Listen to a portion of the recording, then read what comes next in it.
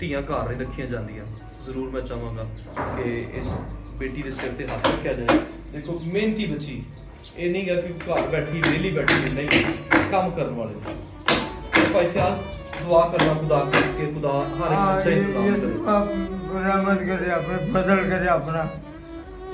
तो मैं यही चाहूँगा कि मेरी भैन अपने घर चली जाए खुशी नाल, क्योंकि मैं नहीं है जो करेगा, खुदा मुमकिन करेगा। कलामे मुकद्दस लिखे है जिहड़ा यतीम ते बेवा का ख्याल रखता है, मैनू कर्जदार करता है। बच्ची यतीम भरा फालज का पेशेंट जोड़ा मेरे शेल्टर होम च दाखिल है। बेटी की शादी सी, इन्हें दरखास्त की तो मैं शुक्रगुजार हाँ, खुदा ने सारा इंतजाम किया। जो असी खरीदया सब कुछ तुहानूं वीडियो च नज़र आता होएगा।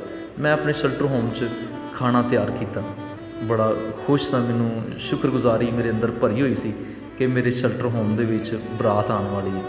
16वीं बेटी ये है जिन्हों खुदा ने साढ़े जरिए बाइज़त तरीके नाल अपने घर घल्लिया।